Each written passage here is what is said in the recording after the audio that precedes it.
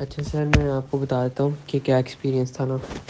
تو سب سے پہلے دن تو ہم لوگ پہنچتے ہیں وہاں پہ، وہ ہم سے موبائل وغیرہ جمع کروا لیتے ہیں اور ایک چٹ دے دیتے ہیں نا کہ واپسی میں موبائل لے لیں.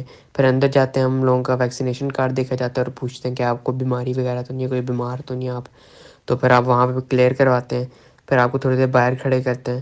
پھر آپ روم میں جا کے اپنا سامان رکھیں گے، واپس باہر آئیں گے اور پھر آپ کو لے کے جائیں گے ہال میں.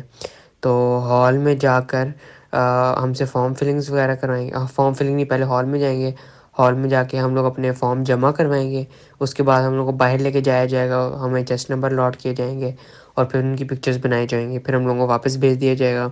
اس کے بعد ہم لوگ پہلے دن تو فارم فلنگ ہوگی، 4-5 فارم فلنگ ہوتی ہے، 5-6 گھنٹے آپ نے لگاتار لکھنا ہوتا ہے. اس کے بعد سیکنڈ ڈے آتا ہے. سیکنڈ ڈے میں ہمارے پاس سب سے اسٹارٹ ہوتا ہے، ہمارے پاس لیکچریٹ سے ہمارے پاس اسٹارٹ ہوتا ہے. تو لیکچریٹ سب سے پہلے جاتے ہیں ہم لوگ جی ٹی او کے پاس، وہ دیتے ہیں.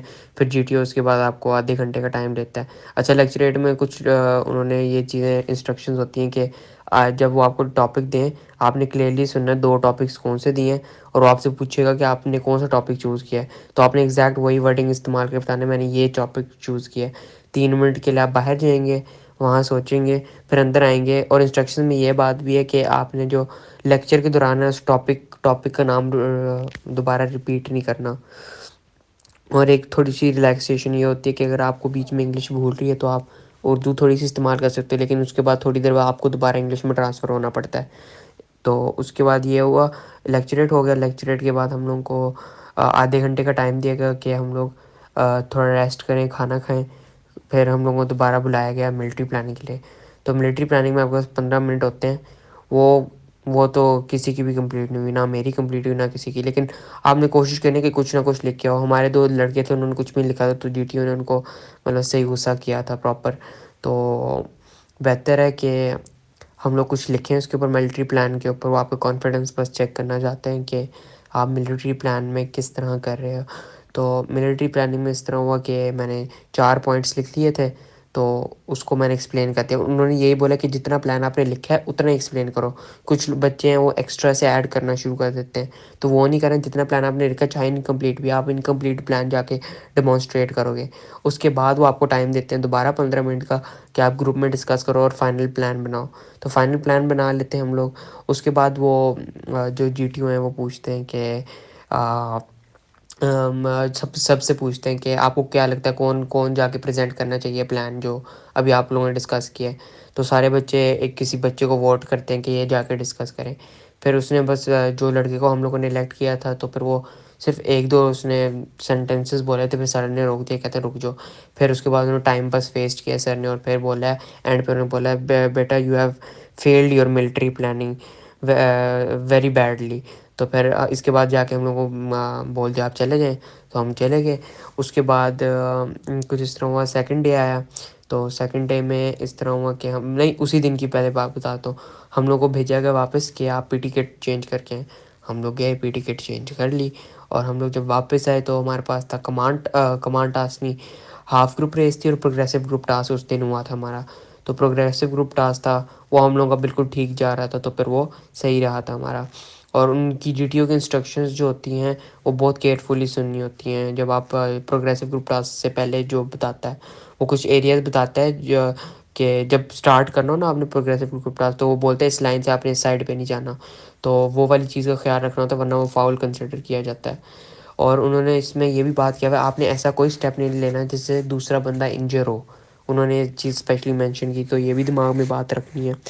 اور اس کے علاوہ جو ہے جب یہ ہمارا ہو گیا، پھر ہم پروگریسو گروپ ٹاسک کی طرف گئے. تو جو پروگریسو گروپ ٹاسک تھا ہمارا، اس میں کچھ ایسا ہوا کہ سوری پروگریسو گروپ ٹاسک نہیں، آئی مین جو ہے ہمارے پاس یار ہاف گروپ ریس تھی ہماری. ہاف گروپ ریس کی طرف گیا تو وہاں پہ یہ ہوتا ہے کہ آپ کے پاس 4-5 آبسٹیکلز ہوتے ہیں، وہ آپ نے ایک بندے کے ساتھ پار کرنے ہوتے ہیں. ایک تو ٹائر ہوتا ہے اور ایک ہمارے پاس ڈمی ہوتا ہے.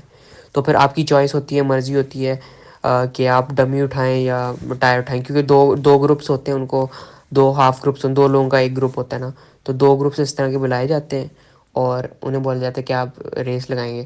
تو کوشش کریں جلدی جلدی آپ اس اسٹارٹ لائن پہ پہنچیں اور فٹافٹ آپ ٹائر اٹھا لیں، کیونکہ ٹائر بیسٹ رہتا ہے.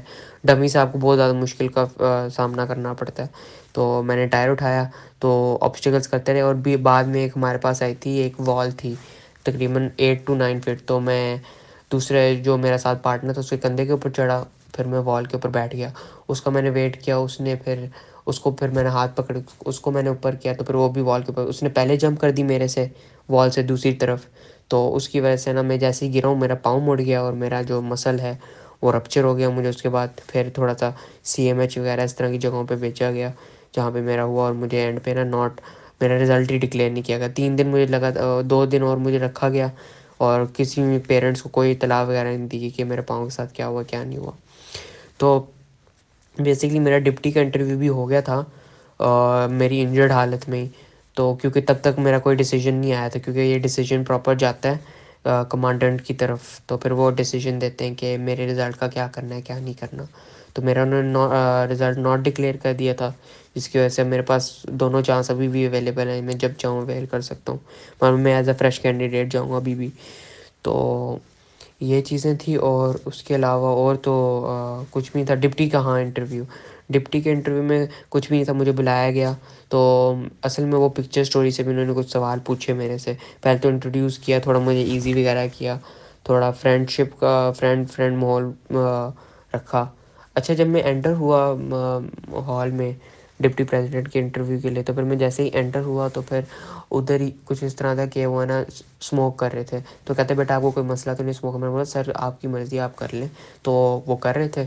تو اس کے بعد میں بیٹھ گیا, سر نے بولا سٹ ڈاؤن, میں بیٹھ گیا. انہوں نے انٹروڈکشن مانگا تو میں نے انٹروڈیوس کیا اپنے آپ کو, مطلب انہوں نے پراپر انٹروڈکشن اس طرح نہیں بولا انٹروڈیوس سر. انہوں نے نام پوچھا, نام کیا بیٹا, ابو کا نام کیا ہے, ابو کیا کام کرتے ہیں, بس. اس کے علاوہ انہوں نے فیملی ریلیٹڈ سوال پوچھے کہ اس طرح کے سوال تھے کہ آپ کے پیرنٹس لڑتے ہیں یا نہیں لڑتے. یہ میرے پکچر اسٹوری سے ایکچولی آیا تھا, کیونکہ میری پکچر اسٹوری میں ایک ایسی امیج تھی نا جس میں اس طرح کا پکچر تھی کہ ایک میل ہے اور ایک فیمیل ہے, وہ لڑ رہے ہیں, اور پیچھے ان کے ہے نا ایک چھوٹی سی بچی ہے, اس نے کان بند کیا. تو میں نے بولا یہ دونوں لڑ رہے ہیں, تو پھر اس کی وجہ سے پھر انہوں نے ڈیسائیڈ کیا اینڈ پہ, مطلب وہ پکچر اسٹوری اب آپ کو نہیں بتاتا, اب مینیپولیٹ ہو جائے گا آپ کا مائنڈ. تو یہاں تک میں نے لکھ دیا. تو اسی سے متعلق انہوں نے پوچھا آپ کے پیرنٹس کی لڑائی ہوتی ہے. میں نے بولا نہیں سر, اس طرح کر کے مطلب بہت سارے سوال پوچھے ان پرسنل, اور ان میں آپ نے بالکل کانشیس رہنا تھا. پھر 2-3 سچویشنز پوچھی تھی کہ مطلب بہت ساری سچویشنز تھی, تو انہوں نے پوچھی تھی کہ آپ اس میں کیسے ریئیکٹ کریں گے. تو میں نے بتا دی میں اس طرح ریئیکٹ کروں گا. تو انہوں نے بولا تھینک یو, پھر میں چلا گیا. اور اس کے بعد میں نے باقی کمانڈ ٹاسک وغیرہ نہ کوئی اور ٹاسک کیے, میں نے کچھ بھی نہیں کیے, کیونکہ مجھے کمرے میں ہی ریسٹ کا بولا گیا, تو میں کمرے میں ہی تھا. تو اس طرح کر کے میرا SSB اینڈ ہوا ہے. کوئی رزلٹ ڈکلیئر نہیں ہوا, تو مجھے الٹیمیٹلی واپس آنا پڑا. اب میں دوبارہ اپلائی کر رہا ہوں.